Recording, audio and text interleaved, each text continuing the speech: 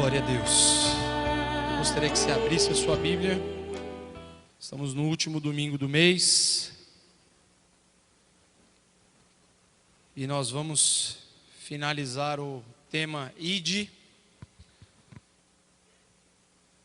Vamos lá para 1 Coríntios capítulo 9, versículo 16, que diz assim: Contudo, quando prego o Evangelho, não posso me orgulhar, pois me é imposta a necessidade de pregar. Ai de mim, se não pregar o Evangelho. Nós estamos todo mês de julho compartilhando a necessidade do ID, a necessidade do cumprimento da missão que a igreja tem na face da terra, que é ir, que é compartilhar o amor de Deus, a salvação em Cristo Jesus para todas as pessoas. E esse texto do apóstolo Paulo é muito interessante, porque no capítulo 9 de 1 Coríntios, ele está discorrendo acerca dos direitos do seu apostolado. Ele e Barnabé parece que eram tratados de uma forma um pouco diferente dos demais. E aí Paulo vai até pegar um pouquinho firme e diz: olha, os outros têm esposa, têm família, e a gente não tem, e nós estamos trabalhando e servindo ao Senhor. E aí Paulo tinha esses momentos, essas nuances em algumas das suas cartas, onde parece que ele tinha uma ADR com a igreja que ele estava escrevendo. E depois ele dava uma alinhada.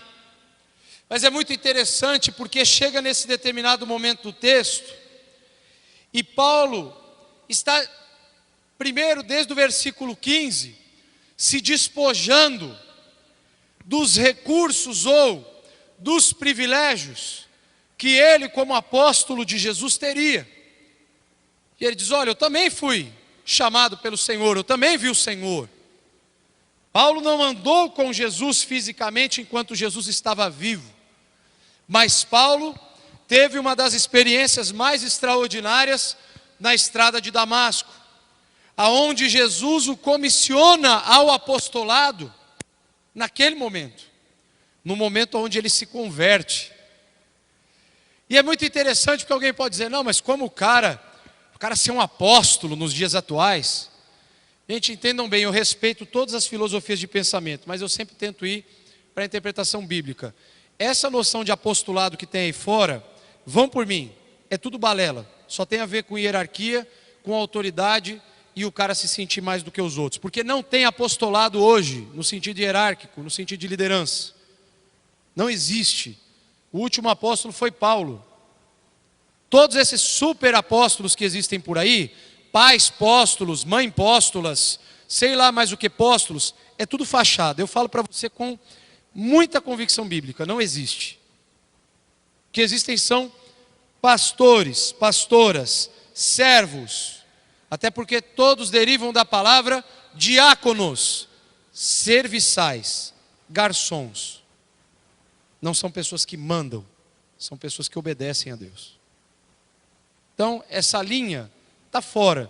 Ai, pastor, mas nós temos que respeitar todo mundo. Você fica à vontade. Eu respeito, mas não sou obrigado a concordar. E digo: está errado porque a Bíblia diz que está errado. Porque apóstolo não é o cara que fica, é o cara que vai. Cara pálida.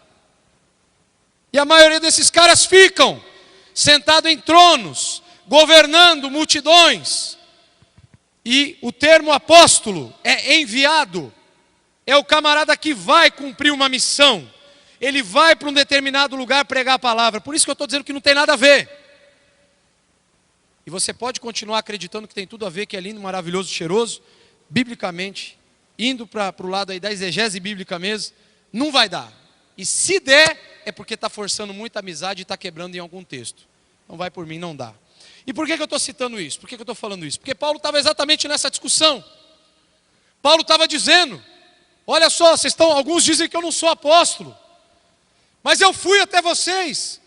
Cristo me comissionou aos gentios. Eu e Barnabé fomos enviados pela igreja. Estamos plantando novas igrejas, estamos treinando líderes, formando pastores, estamos deixando pessoas que estão pregando a palavra. Genuinamente, esses eram os apóstolos no sentido mais profundo da palavra. Eu não estou dizendo que eles eram mais do que Pedro, Tiago, João, os demais, não estou discutindo quem era melhor, quem fazia mais. Estou dizendo que, em termos de ações práticas, nós estamos falando de alguém que escreveu 13 cartas, que plantou diversas igrejas e que foi responsável pela evangelização de toda a Ásia daquele tempo. Então o cara era apóstolo. Esse cara era apóstolo, porque ele era enviado. Em quais circunstâncias? Na maioria das vezes, aprisionado, apedrejado, açoitado, humilhado, preso. Vai lá em Atos ver a vida de Paulo. Só que quem o comissionou disse para ele, através de Ananias, ele verá o quanto ele terá que sofrer por causa da minha palavra. Quando nós falamos de ir, nós precisamos entender que nós não estamos entrando num projeto de mar de rosas, aonde nós vamos viver a vida toda só dando risada e nunca vamos passar por problemas. Ir significa termos a disposição de simplesmente seguirmos uma ordem que precisa ser obedecida. Existe uma constante necessidade de novas vidas serem alcançadas pela graça de Deus. E a pregação do Evangelho, a anunciação da salvação em Cristo, é a pauta número 1 da agenda de Deus para a igreja. Se você quer saber qual é a prioridade de Deus para a sua vida, a prioridade de Deus para a sua vida é que você precisa compartilhar Jesus Cristo, a salvação de Jesus, para todas as pessoas que estão aí fora perdidas. E talvez você diga, mas eu não tenho o chamado que o pastor Jansen tem, eu não tenho chamado para ir para as nações. Mas você tem um primeiro chamado de ir para os teus vizinhos, de ir para os teus familiares. Quando o gadareno foi liberto, ele queria seguir Jesus. O que Jesus disse, gente? Não, vai para a tua casa, para os teus, volta para a tua cidade e diga para eles o quanto o Senhor foi bom com você e teve misericórdia de você. E o cara evangelizou toda aquela região com seu testemunho de libertação, seu testemunho de vida. Nós temos essa missão de compartilhar o que Jesus está fazendo de bom conosco. Talvez um triunfalista vai dizer, pastor, mas o que a gente tem de bom para anunciar quando a gente passa por problema? Querido, a anunciação do Evangelho não tem a ver com as circunstâncias que você enfrenta nessa vida. Tem a ver com a eternidade que te espera.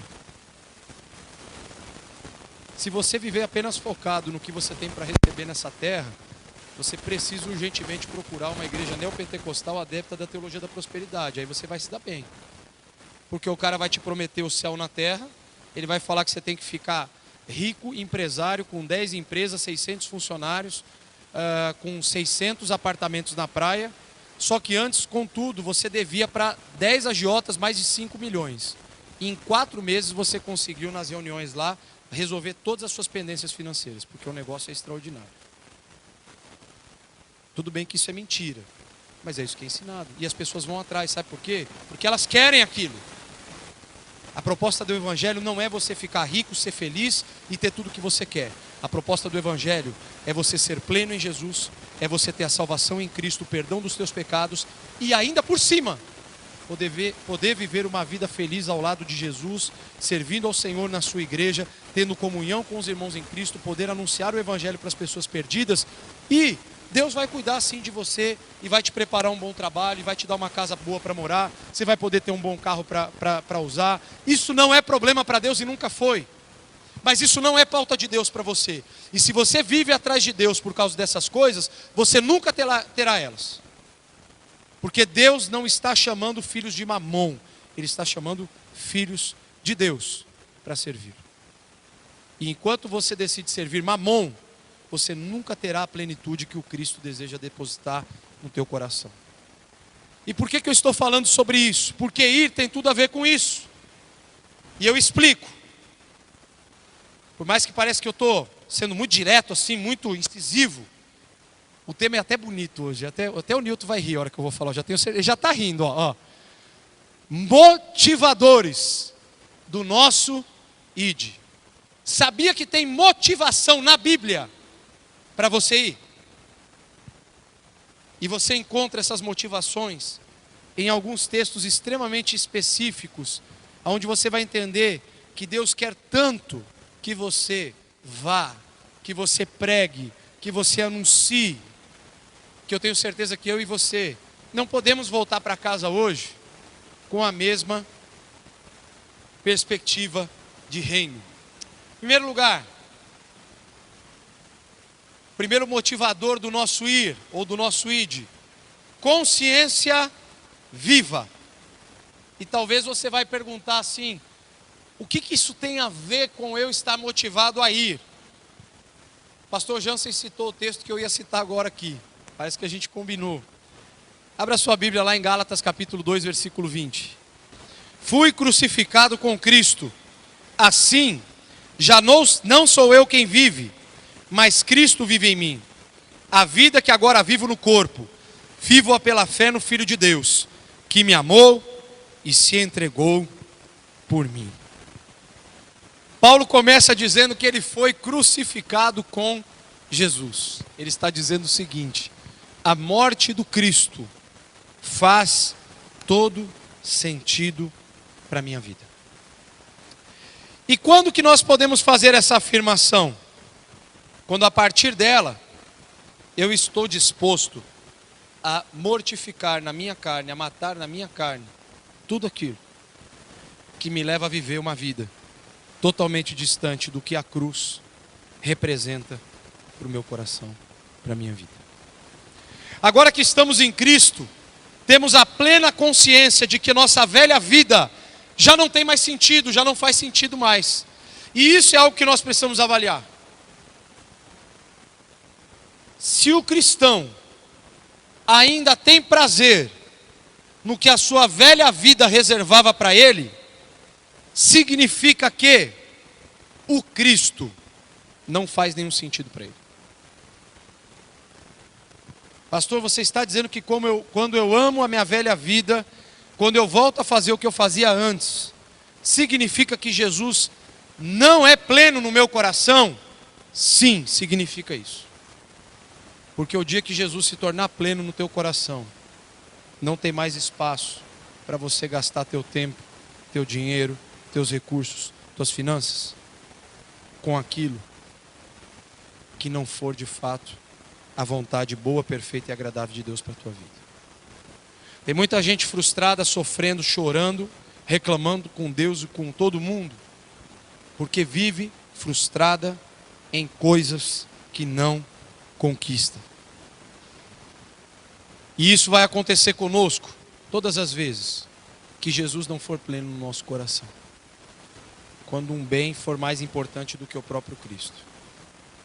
Quando algo que eu almejo se torna mais importante e toma mais o meu tempo do que a vida que Deus deseja que eu viva com Ele. Aí talvez alguém pergunte, então quem é que pode se salvar numa situação dessa? Aí eu apelo para as palavras de Jesus. Para o homem parece impossível, mas para Deus todas as coisas são possíveis. Porque só Ele pode nos tornar pessoas dependentes dEle. Só Ele pode nos levar a um verdadeiro sentimento e decisão de rendição completa aos pés do seu Filho amado Jesus. À medida que temos comunhão com Deus, somos impelidos a pregar o Evangelho, não no sentido da obrigação que o texto inicialmente lido lá de Paulo aos 1 Coríntios nos dá, mas da alegria que sentimos e do privilégio que temos ao apresentarmos o Evangelho àqueles que ainda não conhecem o Senhor. Ou seja, Paulo está dizendo, ai de mim se eu não pregar o Evangelho. E quando ele diz esse ai de mim numa primeira leitura, pode nos parecer dentro de um sentido de peso, gerado por uma obrigatoriedade. Agora eu tento arrumar isso num contexto muito mais fácil para entender. A obrigatoriedade, no aspecto da responsabilidade, do entendimento do que Jesus fez por mim e do que Ele me mandou fazer, existe, mas jamais como um peso, porque o Evangelho jamais deve ser um peso para ninguém. Alguém me disse esses dias, estava conversando com uma pessoa e muitos pastores têm dito que, compartilhando assim, eu adoeci por causa do ministério. E existem vários textos sobre isso. Eu não estou dizendo que eu sou contra essa afirmação. Mas eu parei para pensar um pouco nela. E nós não adoecemos por causa de Deus. Até porque seria uma contrariedade bíblica profundamente terrível. Porque a Bíblia diz que a bênção de Deus não acrescenta dor. E para mim, o chamado cristão, a vocação pastoral, a vocação para servir, seja em qualquer aspecto ou em qualquer área do reino, é um privilégio, é uma dádiva, é um presente, não é um peso. A gente adoece por culpa nossa. A gente adoece porque a gente escolhe cuidar de uns negócios que não tem nada a ver com Deus, e aí cai nas nossas costas depois e a gente fica ruim. Você nunca vai adoecer com as coisas que Deus coloca sobre a tua vida. Aí alguém diz, mas eu dei a minha vida cuidando de vidas, de pessoas, fiz, aconteci e perdi tudo. Então você fez errado, porque Deus sequer colocou metade dessas pessoas que você disse que você cuidou para cuidar. Porque se tivesse colocado, você não tinha perdido a tua família, o teu trabalho, a tua saúde, a tua casa. Não vá por esse caminho. Muitas pessoas se revoltam com Deus e a culpa foi totalmente sua ou minha. Se olhe no espelho e reconheça, o problema é seu, o problema é meu. Deus não te decepciona. Você mesmo, pelas tuas escolhas, pelas tuas atitudes, se decepciona com outros, com você mesmo e com o que está à sua volta. Deus não tem culpa das decisões erradas que nós tomamos. E quando você descobrir, meu irmão, minha irmã, a potência do entendimento disso que eu estou te falando, para a sua vida, você nunca mais vai sofrer com coisas que você jamais deveria ter sofrido na sua vida. Porque às vezes você está há anos remoendo no teu coração. Por que Deus? Por que Deus? Eu poderia fazer essa pergunta. Minha mãe está lá na UTI, ali no hospital em Campinas, lá. Levei ela 10, 11 horas da noite. Estamos de lá 2h30 da manhã. Aparentemente acho que ela está estável. O Ângelo foi com meu pai para lá. Ah, mas e se ela tiver um mal súbito, um problema? E se acontecer alguma coisa? Pois é, eu não controlo isso. Eu acho que nem você. Se acontecer, eu vou lidar com isso. E se não acontecer, eu vou ter que lidar da mesma forma. De outra maneira. Agora eu não vou me colocar, ficar perguntando para Deus o porquê de algumas coisas. Deus, mas por que o Senhor vai curar uma irmã hoje, ali um irmão na igreja, e minha mãe está hospitalizada? Não tem nem direito de perguntar isso, porque isso não é problema meu. Isso é problema dele. É ele que decide essas coisas. E olha, você quer saber de uma coisa? Para mim isso aí está bom demais. Porque só de eu entender que isso não é problema meu e que eu não tenho condição de resolvê-lo, eu já descanso 70% em tudo aquilo que ele de fato pode fazer em favor da minha mãe e de qualquer outra pessoa que está doente aqui. Antigamente eu tinha a síndrome do super curandeiro. A pessoa vinha, sabe a síndrome do rei de Israel? Quando o rei da Síria pediu para curar Naamã, e o cara vai, veste pano de saco, joga pó de cinza na cabeça, sai chorando igual um maluco de pedra, porque quem ele pensa que eu sou? E o profeta fala, manda vir para minha casa aqui, que ele vai ver que tem profeta em Israel. Fica na tua, rei, você tá desbaratinando, fica na sua, relaxa, manda vir para cá.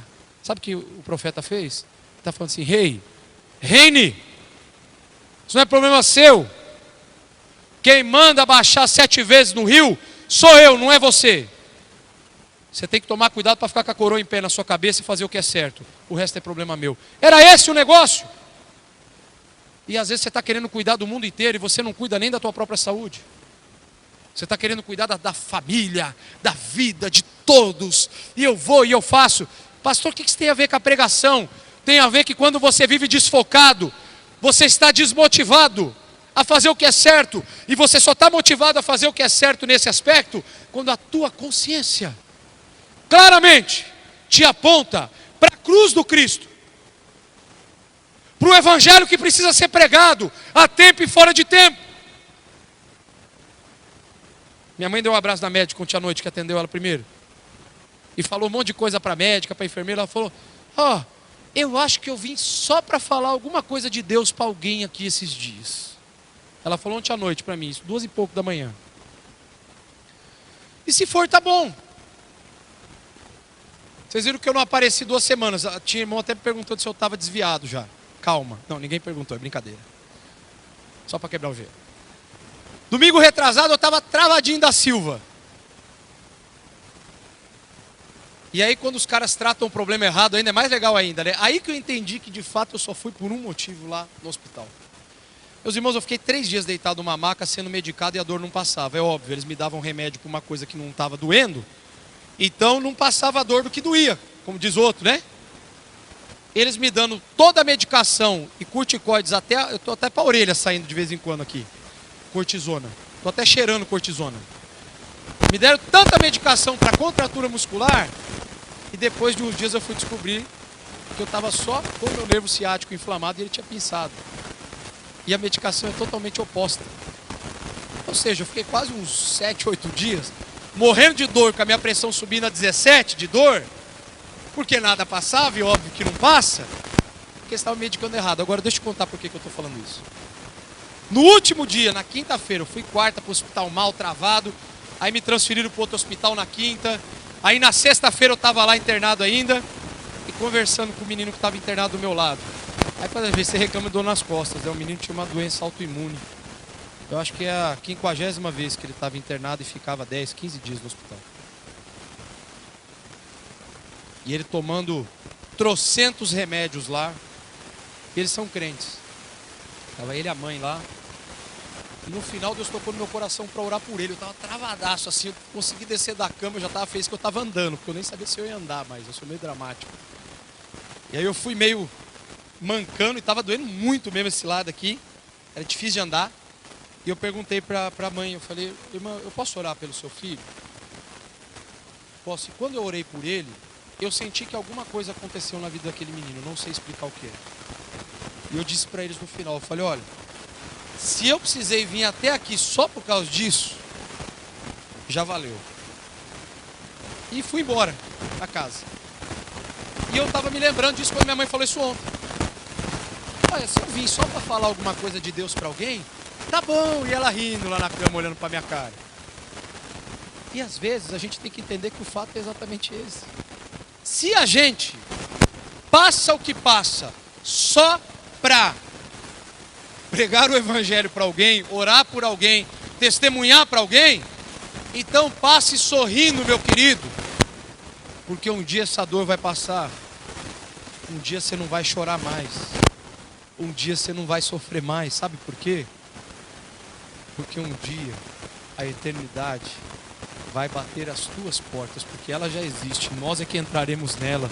E quando você entrar na eternidade, a Bíblia diz que não haverá mais choro, mais dor, mais tristeza, mais angústia, porque nós estaremos face a face com o Rei dos Reis, com o Senhor dos Senhores. Nós estaremos diante de Jesus, o dono do céu, e nós vamos estar para toda a eternidade, para todo sempre, na presença do nosso Deus. Isso gera em mim uma consciência viva, que me faz todos os dias entender que não importa o que eu e você estamos passando, o que importa é que Jesus está vivo, Ele perdoou os nossos pecados, Ele nos salvou naquela cruz, Ele morreu pelas nossas falhas, pelas nossas transgressões, e hoje nós podemos estar agradecendo a Deus por aquilo que Ele tem feito na nossa vida. Segunda motivação, conhecimento do juízo vindouro. Essa motivação é meio estranha, né? Porque tipo assim, você se motiva a fazer um negócio só para não dar ruim, né? Como diz o Marcelo.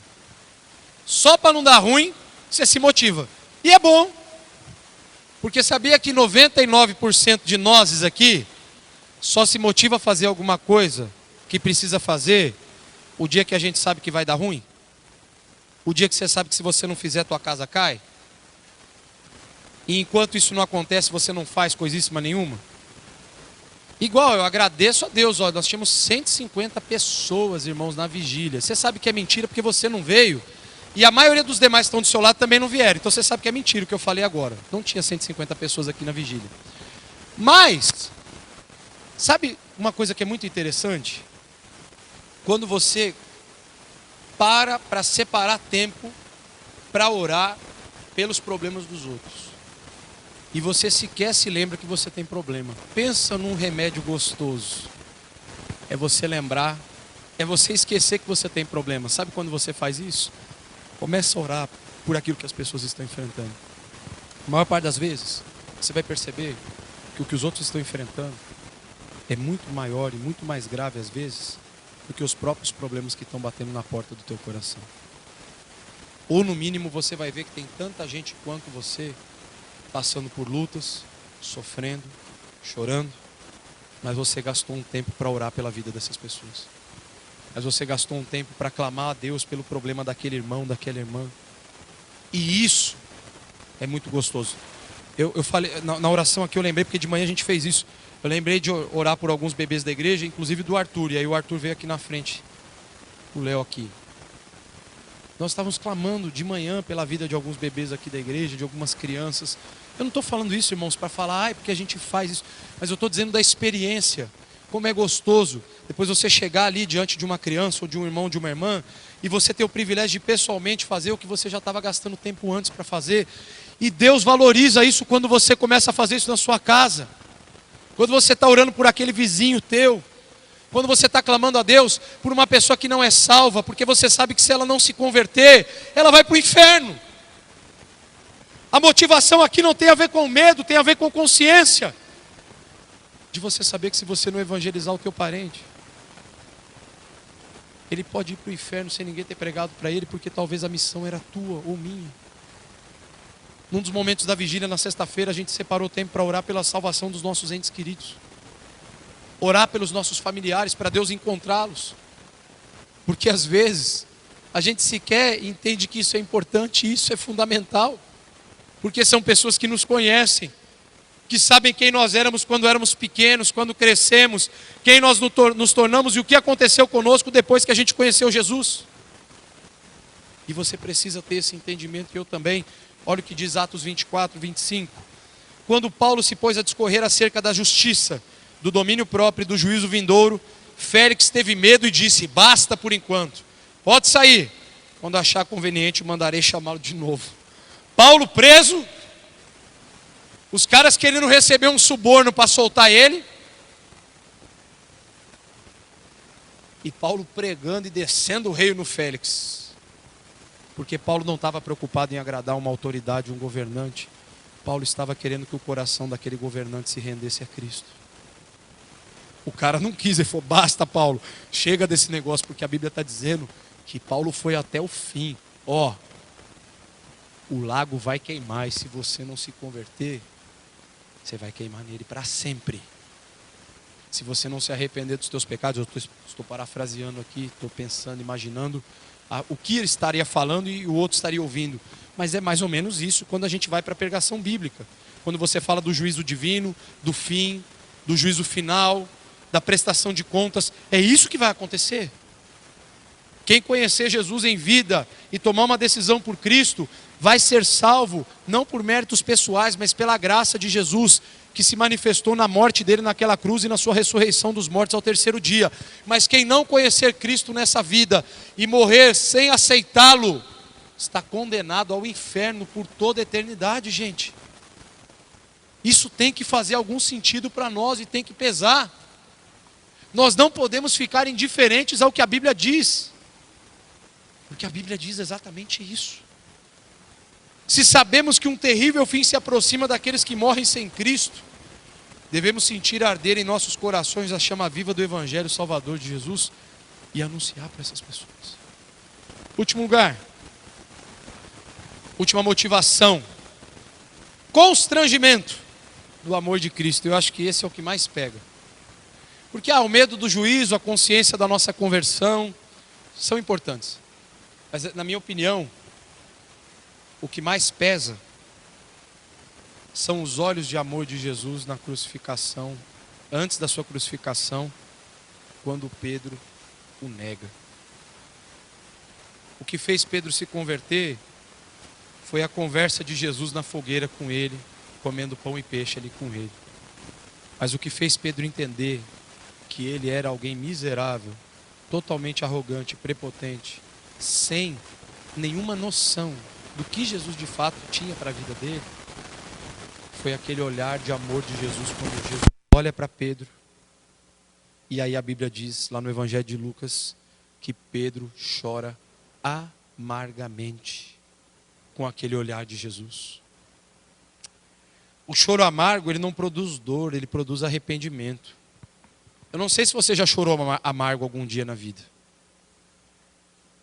Dá até uma pregação esse negócio aí, quem sabe deixa guardado para um dia mais específico. Mas o choro amargo, ele produz muita coisa boa para nós. Porque o choro amargo faz a gente entender que aquilo que a gente está sentindo precisa sair do nosso coração. Às vezes, você está precisando chorar amargo para entender que as pessoas que estão à sua volta precisam ouvir falar de Jesus e talvez você não está falando de Jesus para as pessoas. Tem gente morrendo do seu lado e simplesmente você não está entendendo a importância que Deus dá para a sua vida, para ser um instrumento nas mãos dele, para compartilhar esse evangelho de amor para quem ainda não o conhece. Segundo aos Coríntios capítulo 5, versículo 14 diz: pois o amor de Cristo nos constrange, porque estamos convencidos de que um morreu por todos, logo todos morreram. E essa expressão, eu fui atrás desse texto, essa expressão, o amor de Cristo nos constrange. É a gente se lembrar que Jesus morreu por todo mundo, mas quando ele estava naquela cruz, ele estava pensando exclusivamente em mim, exclusivamente em você. Ele sabia quem nós éramos e por que ele precisava morrer por minha causa e por tua causa. Jesus não promoveu uma morte simplesmente genérica na cruz. O genérico tem a ver com a amplitude. Deus amou o mundo de tal maneira que deu o seu Filho unigênito. Mas a parte da identidade do indivíduo vem na complementação do texto, para que todo aquele que nele crer não pereça, mas tenha vida eterna. Jesus morre pelo mundo todo, mas na cruz ele se lembrava do Larry. Na cruz ele se lembrava do Guilmar. Na cruz ele se lembrava do Du. Porque Jesus não fez uma entrega simplesmente assim, estou indo e seja quem Deus quiser. Não podemos nos esquecer que Jesus era onisciente, sabedor de todas as coisas. Ele estava olhando exatamente para cada um de nós. Como se ele morresse olhando nos nossos olhos naquela cruz. Como se quando ele estivesse sendo crucificado, nós pudéssemos estar olhando para o Senhor e ele dizendo: eu estou morrendo por tua causa. Mas não para você sentir culpa, porque a culpa já está sobre você, dos teus pecados. Mas para agora você entender que o meu amor por você está me trazendo a essa cruz para que você tenha uma nova vida através da minha ressurreição. Para mim é esse amor que constrange. É esse amor que vai me deixar inquieto, porque como que Deus pôde me amar tanto, sendo eu alguém tão miserável, sendo eu alguém que só fazia coisa errada? Como que Jesus podia me amar, se eu não merecia ser amado por ninguém? É esse amor de Deus que nos constrange. Quando, apesar das nossas limitações, pecados, ruindades, o Jesus da cruz olhou para mim, olhou para você e disse: eu estou morrendo por tua causa, para você não morrer definitivamente, para que todo aquele que nele crer, e em mim crer, não vai perecer, mas vai ter a vida eterna. Um outro texto que eu quero compartilhar para reforçar essa ideia é 2 Coríntios 4, 5 agora.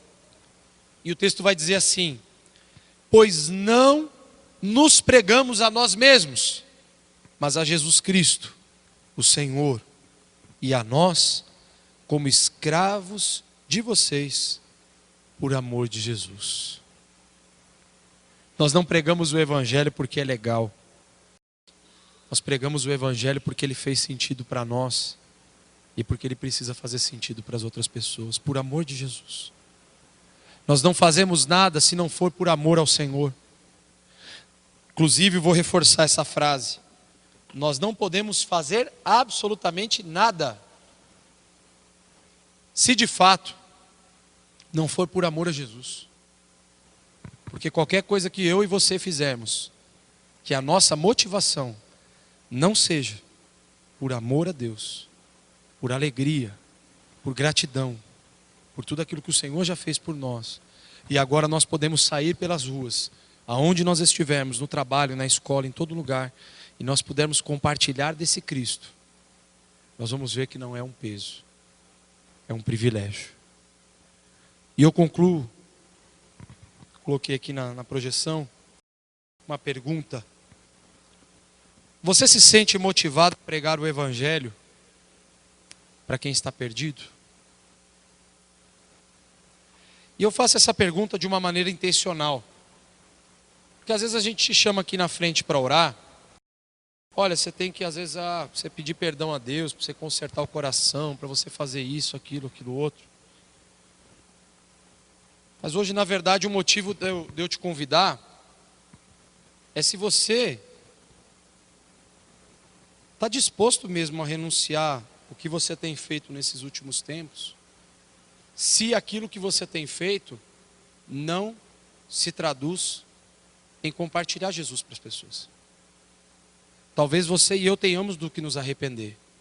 Se nós não estamos pregando o Evangelho para ninguém, se nós não estamos falando de Jesus para ninguém, se o nosso testemunho não brilha para ninguém, nós temos sim algo para nos arrepender diante do Senhor, pedir perdão para Ele, e temos o privilégio e a oportunidade de voltarmos atrás e começarmos essas obras de amor, falando do amor do Cristo. Se você já está fazendo, eu creio que você tenha muitos motivos para agradecer ao Senhor, e isso é uma bênção. Mas talvez você possa estar numa condição de que o Evangelho se tornou para você apenas um ato de frequentar o culto, de receber a palavra. Jesus quer muito mais de você e de mim. Jesus quer que nós, de fato, estejamos na igreja, participemos, servimos juntos, possamos servir junto, mas acima disso, possamos ter uma vida entregue diante do altar de Deus e possamos ter consciência plena da nossa missão, do que Deus espera de nós, e vivermos na prática tudo isso que a palavra de Deus nos motiva a fazer. Eu queria que você fechasse os seus olhos.